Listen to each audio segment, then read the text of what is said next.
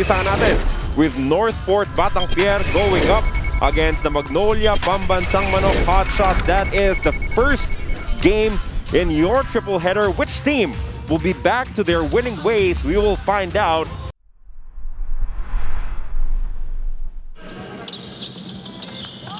Immediately, they go to Ian Sangalang down low, and he will test the defense of the rookie Troy Reich. Magnolia and San Miguel lost to Meralco. So a tie with Meralco will not do them any favors dahil natalo ka nga. So win over the other or even quotient. They can make it, but of course, any chance at this point, Carlo, would matter a lot for all these teams. Ganda ng pasa mula kay Paulo Taha. Enough time for NorthPort to do something about it in this play. Corner pocket, 3-ball is gone para kay Robert Bolick.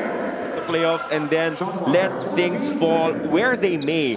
As we take another look at this triple coming from Robert Bolick for NorthPort to see him making baskets dito sa maagang parte ng laro. Well, there are two things that are important to have Bolick score early. Si Paul Lee, as you check out this play one more time, ball screen. Basic basketball, pick and roll. Ian Sangalang down low. So picking up from where he left off in their last game. Size advantage na naman para sa kanya kontra kay Onwubere. That's easy work for Ian.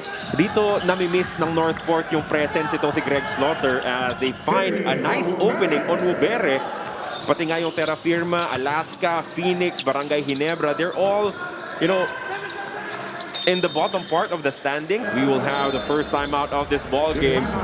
You can see the athleticism, the explosive leaping ability of Jimmy Malonzo erasing that shot mula kay Jackson Corpus. Malakas siya sa kaliwang kamay. Paulo Taha was almost perfect from the field and from the stripe, and he continues his stellar play. Kicks it out, extra pass to Onwubere. They go to the post. Greg Slaughter makes his move. One-hander good. Well, it's going to be speed versus height. He's hit a couple of them in the game. And Greg Slaughter announcing his presence on the offensive side as well. Taking the ball strong against Ian Sangalang. Skying and scoring with that hook. Malonzo up top kontra kay Calvin Abueva. Malonzo with a tough three. Well defended. It doesn't matter as he drills it from downtown. Biggest lead of the ball game. 9 points para sa Batang Pier. Wild attempt, no good. Malonzo with the board. Quickly forward kay Robert Bolick. Robert Bolick will waltz his way to the hoop with the reverse. That's the strength of NorthPort's game. Watch this one more time. Step back, creating space, the beast right in front of you. Pero nakahanap pa rin ng paraan itong si Malonzo, and then he sent the forward pass to Robert Bolick for those fast break 2 points. Match at hand, itong Magnolia. Yes, you can see the shooting percentage of NorthPort. 160% yung kanilang sinascore. Ang ganda ng simula dito, and that's something nice to see, Carlo. Coming off a loss, and a bad loss at that to a league leader, kita mo ang ganda ng kanilang nilalaro dito. It changes his mind. Abueva left open. He drives to the hoop, denied, gobbled up by the NorthPort defense. Look at that block mula kay Onwubere here in the first quarter, and it has since been dominated by NorthPort. Slaughter will be able to draw the foul and sink that turnaround jumper against Jackson Corpus. Really the game changer na kumbaga na-equalize or nabantayan si Sangalang. Tapos ito naman Magnolia still couldn't get going in their game. Calvin Abueva will try his luck from downtown. Hirap pa rin sila makakuha ng puntos. Another monster block from Slaughter. That's the 4th block of NorthPort here in the first. Well, Greg is slowly building up on his previous games. Paganda na yung presence dito ni Greg. And when you have guys like Sean and Kevin there, yung kanilang leadership, napaka-importante yun. Oh, good 3-point shot from the corner mula kay Garbo Lanete. And as we expect, Calvin Abueva settles for 3. Finally, some more offense for Magnolia.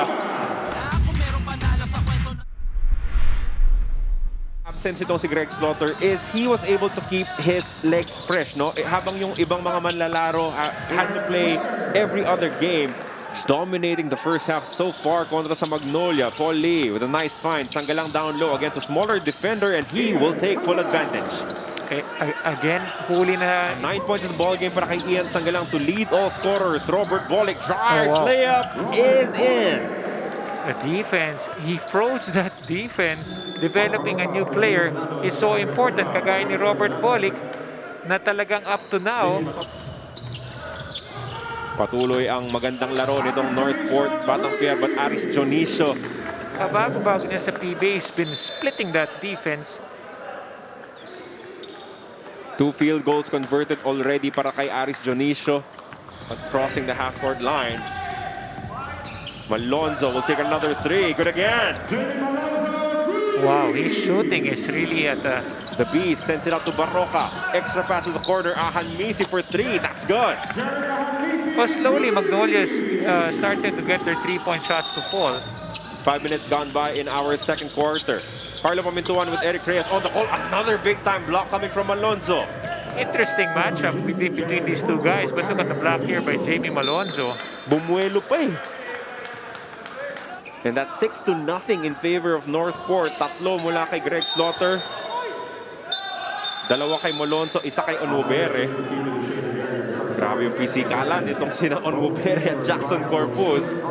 Will put a lot of pressure dito, pero yun nga, ang hindi ko maintindihan, you have to be smarter when you do these things kasi kayo yung lamang eh. Magnolia is just waiting for that spark. Jackson is going to do that a lot. He's gonna try to irritate you and get into your head.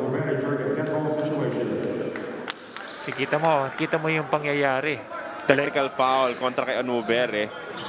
They can swing to as high as 7 and 4, as low as 4 and 7. Good connection up top. Robert Bolick setting up Paulo Taha. Is kahit na nawala si Greg Slaughter to take a break, hindi lumaylay yung laro ng Northport eh. Yes, they've been very consistent, pero yun nga, itong mga shooters naman na Magnolia. And that triple from De La Rosa brings their deficit down to 12 points. Good crossover mula kay Jamie. Another 3 on the way. Gets the foul and the basket. Grabe. He's really contributing more on the outside. Look at this step back. Katulad nung tinira niya kanina kontra kay Calvin Abueva.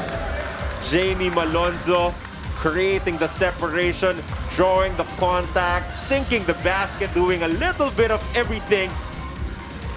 And he gives you that little shimmy. 4 minutes, 37 seconds remaining in the first half. Wild drive won't work for Calvin. Putback is there para kay Ian Sangalang.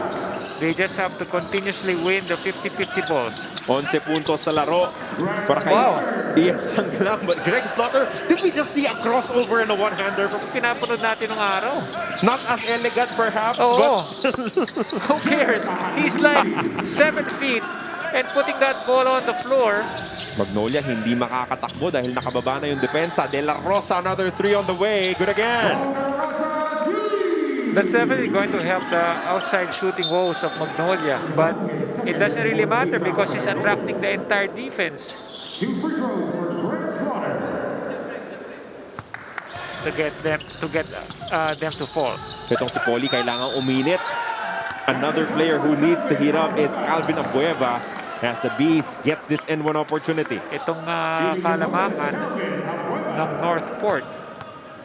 Ganda ng baseline cut nitong si Calvin, wanting to turn the momentum right here, right now. Ian Sangalang measuring up the defense is Slaughter. Sangalang blocked again for Magnolia. Calvin Abueva straight away 3 is good.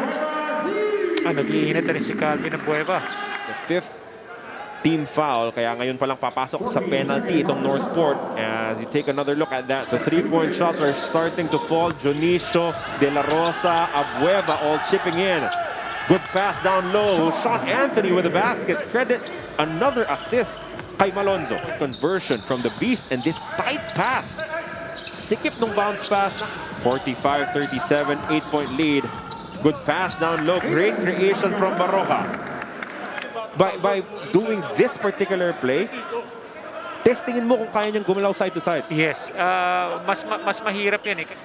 Let's see now if Magnolia will run their offense. Oh, ayan na nga. Coming off that screen. Here in the second quarter, Poli gets Greg. Barroca open for 3. That's good. See what happens when you just are persistent in the game.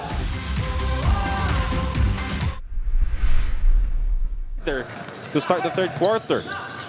Mark Barroca sets his fate for 3. Tied ball game, 47-all. Look at this play once again. Paul Lee casual with the pass. Hindi bumaba agad yung defender. And he makes them pay. He goes to the side step. Ferrer for 3 at the buzzer, no good. Ang rebound nahulog kay Paulo Taha, all alone for the layup. Itong Magnolia, how will you rebuild that advantage?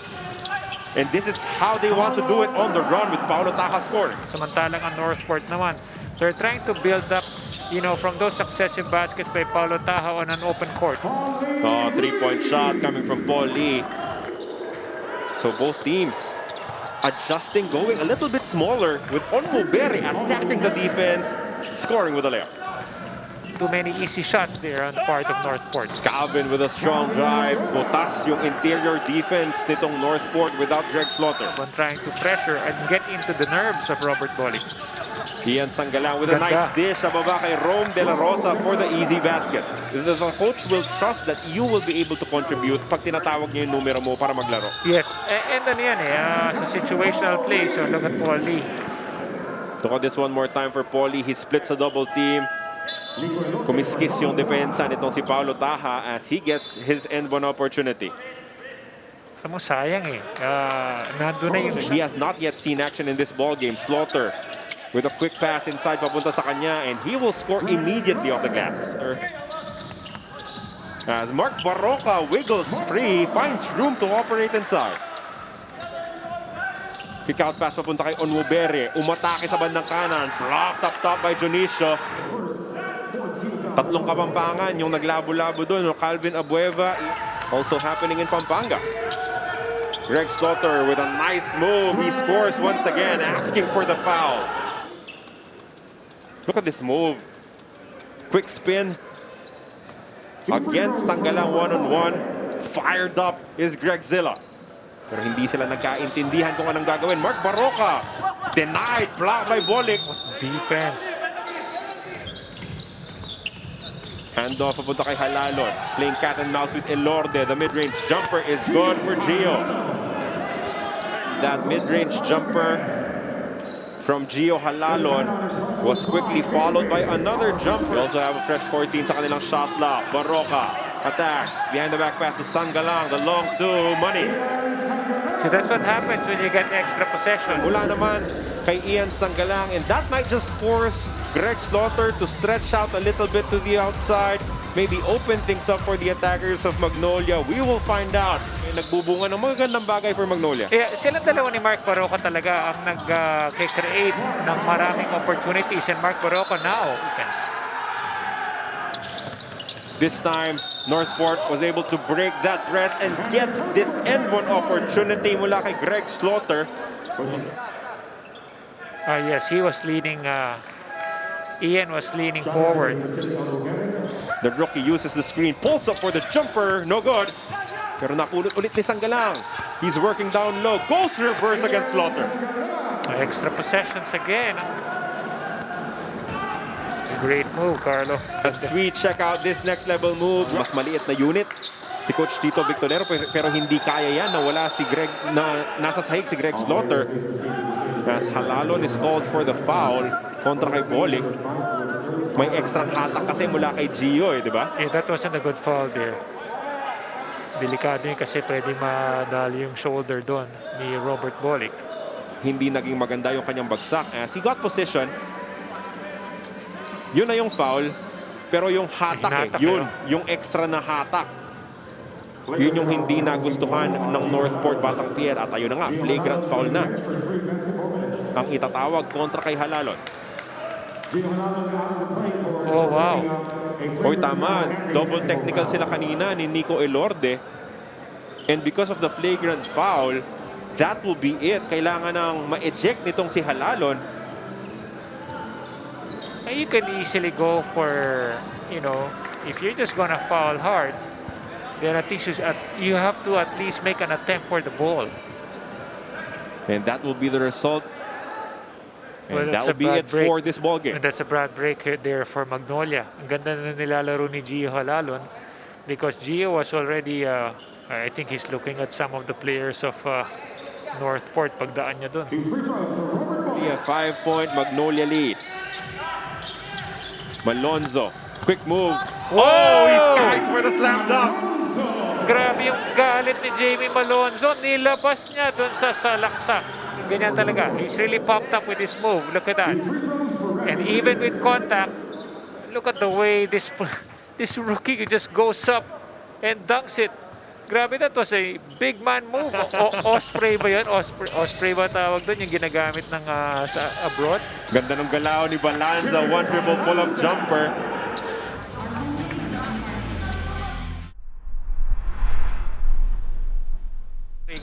You see that Magnolia's second quarter was the key. That's why they're up by 1 at this stage. Hanisi strokes it from downtown as the rookie opens the scoring in the fourth quarter. As Jamie Malonzo poposte kontra kay De La Rosa. Double team comes for him. Escape pass. Anthony for 3. That's good. See, that's a shot of Sean Anthony that has been helping him. Anthony umatake. Kick out pass kay Onubere. Balanza. Extra pass to Lanete. He drives baseline. One-hander is good. Kontra sa hot shot. Sanggalang with a handoff kay Paul Lee for 3. That's good. With a foul. Guarding Paul Lee. Ito nahuli talaga si Balanza coming off that screen by Baroka. He has to really trail Paul Lee, especially here. Nahuli siya, sumabit siya. Dapat ang tawag doon, parang you're trailing right from behind the guy coming off the screen. How about that play, Eric, no? It was a fake handoff papunta kay Mark Baroka, which turned into staggered screens for Paul Lee, making that last and one opportunity. Siya ulit ang susugod dito as he kisses that off the bang and in. Oh, he loves that move there. Stage of the third quarter, Robert Bolick wants to change that. Good extra pass. Lothar blocked by the Beast. Nanggigigil dito masyado Northport. Oh, nice pass sa baba. Calvin Abueva with the basket. For his team, it's either he gets a score, but look at yun na yung sinasabi ko dito, Carlo. Kevin Ferrer, ang bola nasa left side. So kadalasan talaga napupunta siya sa foul troubles. Paulo Taha, corner pocket 3-ball, ties the ball game at 78. Oh, that was big. Ginamit ang ball screen mula kay De La Rosa. Switching defense from Northport. Sanggalang sa baba. Against two defenders, he finds a way to score and draw the foul. Grabe, how in the world, despite that foul, and Greg Slaughter in front of him. Slaughter, the primary defender, tumulong pa itong si Jamie Malonzo. Shooting the bonus, Ian Sanggalang. Quick pass down low to De La Rosa. Goes to the other side. And that shot will fall in. Yun yung mga pwesto kung saan siya pwedeng hanapin. Yes, he's always at the right place at the right time. Ang galing niya gumalaw without that ball. Another nice find inside De La Rosa pero naka-recover yung depensa ni Ferrer. Ian Sanggalang makes his move and scores down low. Again, very strong going left. Siya ang nag-umpisa para sa Magnolia. Gusto niya, siya rin ang tatapos. As he aims to lead his team to a victory, that will be an N1 opportunity for Slaughter. Sanggalang, that would be his 5th personal foul, I believe. You are definitely correct. That will be the 5th. Itong si Ian Sanggalang. They need to be careful here as they are already in the penalty. Oh, Sean Anthony takes full advantage. Those are easy opportunities, but look at this nice spin move baseline. Calvin tried to prevent him. Kulang ng isang defender on Northport. Someone is open. Ian Sanggalang down low, gets the basket. Hindi agad nakabalik yung depensa ni Sean Anthony. Northport can do there. Na-delay kasi dun si Sean Anthony sa ilalim after that contact. Dito, wala na. It's too late because Sanggalang already was able to score. When you have Greg Slaughter trying to close out against Abueva and hoping that someone else would recover to beat Ian Sanggalang, to deny Ian Sanggalang, that would be problematic. Baroka umatake. Ian Sanggalang down low, gets his space and scores. Easy basket for Ian. Is going to prepare. Maganda na yung depensa rito ni Robert Bolick. He was able to recover. Pero yun nga, Carlo, Greg was on the right side. Yung right shoulder ni Sanggalang nothing really much you can do and defend Ian pag ganyan, patayan, because he is just so good going to his left hand. Sangalang provides a screen. Barroca blocked Good by block. Slaughter. Good Big stop block. for NorthPort. No more timeout. Tumawag ng timeout si Sean Anthony. They do not have a timeout remaining. Sean Anthony clearly requesting for a timeout, something that they did not have.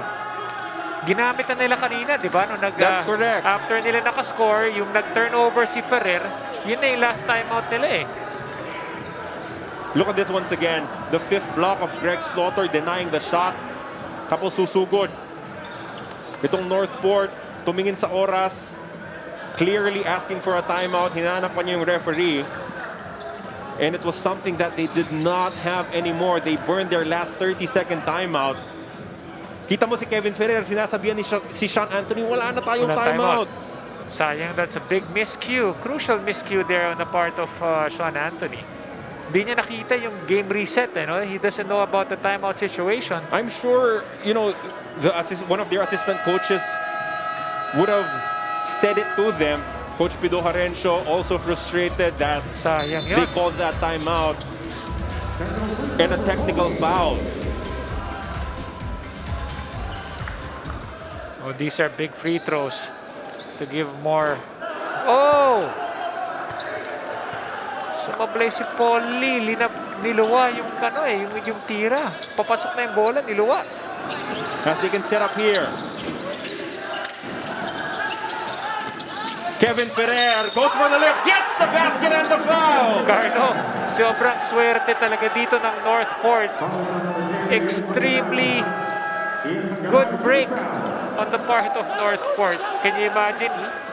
Tapos motik ko mawala yung bola kay Sean Anthony dito, yo. Ito But mo he somehow found itong si Kevin Ferrer, and Ian Sangalang was out of position to try and defend it. Substitution, taking Alonso for Robert Bowling. Si Rome De La Rosa nakahuli rin sa depensa. Tingnan mo dito, buti na lang hindi nag-cut through agad-agad si Ferrer kasi dapat magka-cut through siya dyan eh. First 2 points pa ni Kevin Exactly. Ferrer yan, no? What a time for him to score his first 2 points. Bonus free throw does not fall. It was last touched by NorthPort.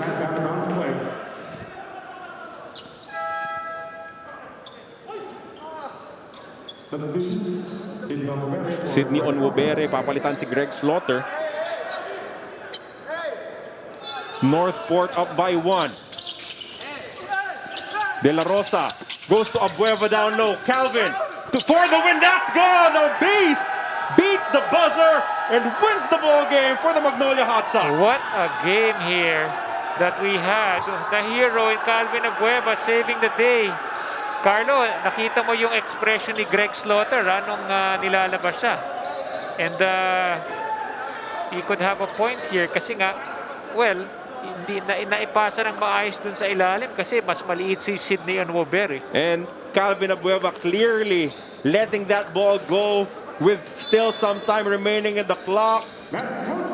Basket will count for Calvin Abueva, splitting the two defenders, going for the win, and giving the Magnolia Pambansang Manok Hotshots a spot in the playoffs with their 7th win against 3 defeats. That was a huge, huge escape na ginawa ng Magnolia with all the luck on the side of NorthPort. Yung mga breaks of the game towards the end, nakahanap pa rin ng paraan ang Magnolia to escape